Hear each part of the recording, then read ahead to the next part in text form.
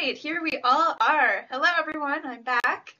And we have our guest today, artificial intelligence expert Dr. Richard Sutton. Hello, Dr. Sutton, thank you so much for taking the time to call into STEM Camp today. It's great to have you. Hello, Anne. I'm glad to be here. Great. So we have our campers in London. London can give a wave. Hello everyone. Hi. And we have campers in Ancaster, Ontario as well. Hello, everyone. So we're talking about robots. Campers are going to be building various kinds of robots today, and they have some questions about artificial intelligence for you. So before we get to some other questions, maybe you can tell us a little bit more about the types of things you do at the University of Alberta. Sure. Well, of course, artificial intelligence is about trying to understand how we think and learn and act well enough to make machines that can do the similar things. And at the University of Alberta, we focus mainly on learning. How can, like a robot, interact with its world and learn how things work, and then learn to achieve its goals. Maybe I'll just say a couple of little things. Some of the robots we use. Well, we use this robot over here a little bit. It's just sort of a head and a body. But maybe the things that we're doing that's closest to what you guys are doing is this robot here, which is like a Roomba robot, like does your vacuum cleaner, except it's got the vacuum cleaner part removed, and it's got a bumper and a little camera. I hope you can see the little camera here. And the computer is this thing here. It's called a Raspberry Pi. And it's connected wirelessly.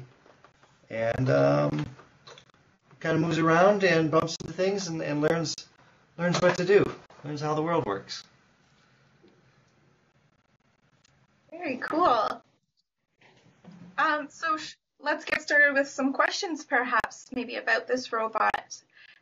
Let's go to some campers in Ancaster for the first question.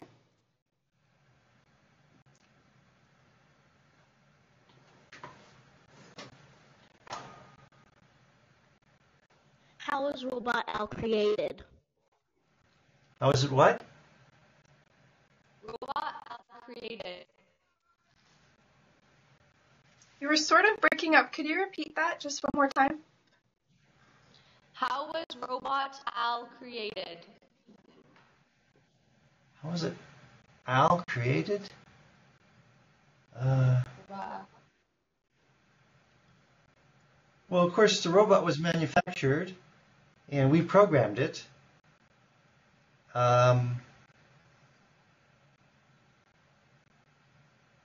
We wrote our program. Are you asking how robots are created? Is that what the question is? Yes. Okay. So the question is, how are robots created? Okay, well, we have to break that down into the hardware and the software. Right, the hardware is made by a company that makes robot vacuum cleaners, the Roomba. And the hardware is just an ordinary computer, or a general computer, not like a laptop. It's a very small computer, but it runs on batteries, and it can just sit on top of the robot. And my group, and I have written the programs that run on the computer and give the robot its brain. So you put those two things together.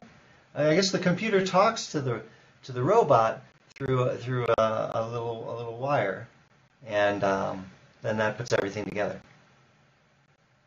And we spent a lot of time, figuring out what algorithms should run on the computer. And I guess, have you guys been making robots yourselves or using robots yourself? I think this afternoon they're going to be building some with some kits. I'm not sure. Incaster, did you do any robot projects this morning? Yes. Okay. Cool.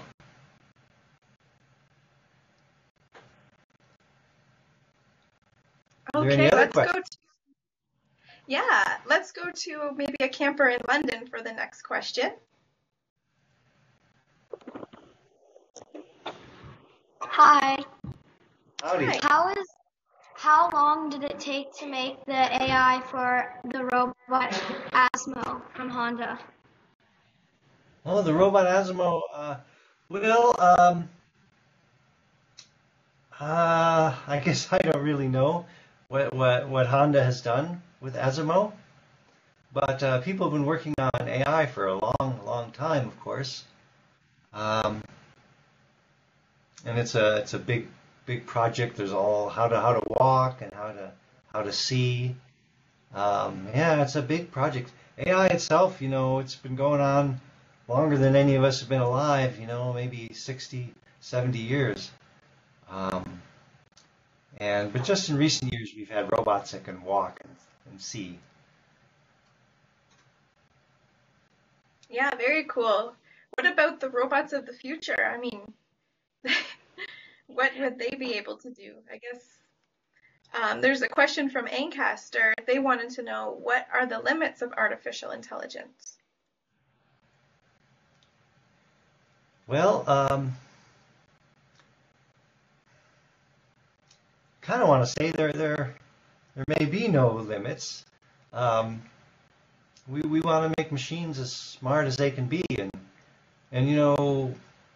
maybe even as smart as people. Um, yeah, I think we could be quite ambitious and about how smart we can make computers. Okay. So thank you for that question in London. Is there another camper in London with a question for Dr. Sutton today?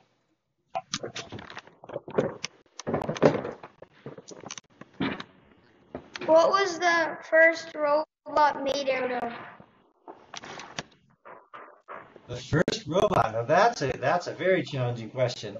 Um, I think maybe the first robot was probably made out of wood. Maybe wood, and it would have been maybe like hundreds of years ago. So one of the most famous robots, old robots, was actually made in the shape of a duck.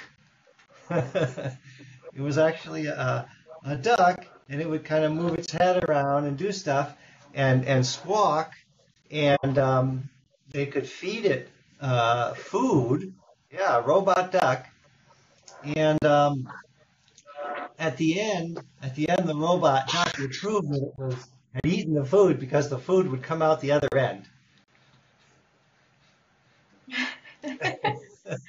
Wow.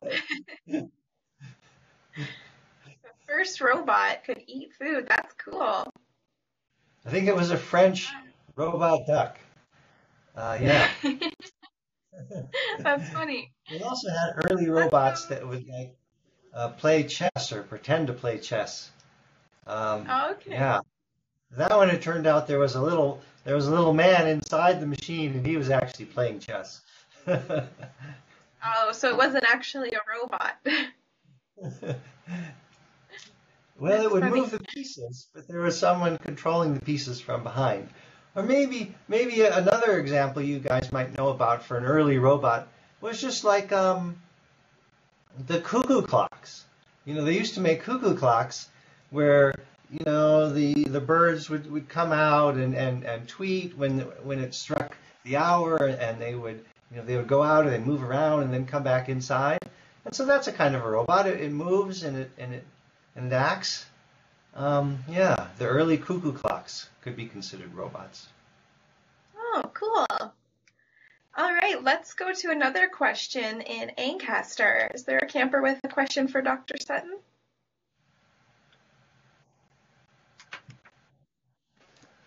What's the most difficult part about robotics? What's the most difficult part of AI or robotics? Robotics. Well, there are many things, of course, trying to write the program, but maybe a little sillier answer is in practice, one of the hardest things about robots is, robots will often break, and it's very annoying. And the most typical way for them to break, you guys will probably run into this when you make your robots, is that connectors. You have to plug things together, and things get shaken up, and then they get a loose connection. So often you're trying to figure out what's wrong with your robot, and it's just a little connector that isn't connected right, and that I don't know if it's that super difficult, but it's very annoying, and it happens so often when you're trying to work on a harder problem. You'll probably run into that today. Okay, let's go back to London for another question.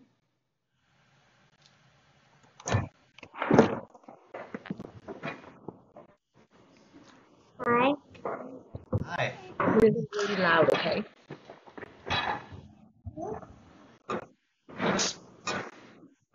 Do robots have feelings? Do robots have Feelings. feelings? Do robots have feelings? I think robots can have feelings, absolutely. I know maybe you've seen very often when they do robots on TV, they sort of say that robots can be smart, but they don't feel things the way people do. And I think it's quite possible that an appropriately programmed robot can have experiences that we would, if we understood them well, we would want to call them feelings. So we make robots here that learn and that have goals, and when they achieve their goals, I think it's appropriate to say that they feel good. And if they're frustrated, they don't achieve their goals, you could say they feel bad. Yeah, it's kind of a deep question what a feeling is and how we know that a robot would have feelings. But you might ask yourself, how do you know that other people have feelings? Well, you know that they do because of the way they act, right? If you hurt someone, they will pull back and maybe they'll cry, and it's just a good way to understand their behavior is to think of them as having feelings. And yeah, an appropriately programmed robot, I think you would look at it and you'd say, oh, it feels bad or it feels good, depending upon what happens. That's a good question. Thank you for that. Yeah, good, great question. Thanks. Let's go to one more question from Ancaster.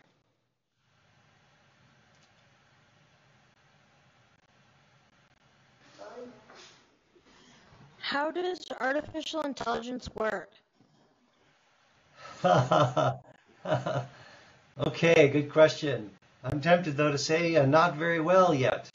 But that's not really true. I mean, how does it work? How does it work? It's the difficulty of answering that question is we still don't really know a single way to do artificial intelligence. There are many ideas, and so maybe that's kind of exciting that there are many ways of trying to do it, and it hasn't really been done yet. So maybe you can grow up and contribute to the field or contribute to what we understand. There are many ways, and maybe none of them is really obviously the right way. So how does it work? In the end, it all comes down to a series of programs that people have written to try to understand the life. Life is your sensations come in, you can see things, data comes into the cameras of the computer, and the motor signals go out to the motors of the robot. And yeah, so maybe I can say a little bit more. Typically, we have a loop or a series of loops. You sense something from the world, and you do some action to the world, and you try to do that as fast as you can over and over again.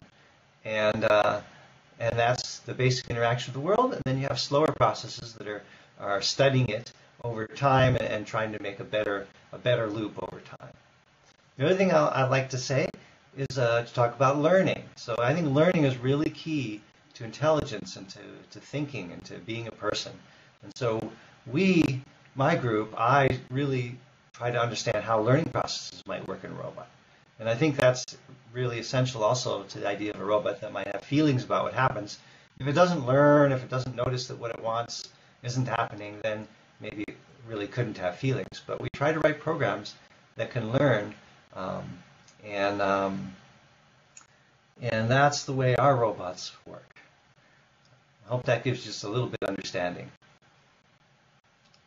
Great, yeah. I think that's a great place to end our call today, with all the possibilities with AI that are out there and that haven't been, discovered yet. That's awesome. So thank you very much, Dr. Sutton, for calling into STEM Camp today and telling us a bit more about the possibilities with artificial intelligence. It was very exciting. Thank you. And thanks everyone for those great questions.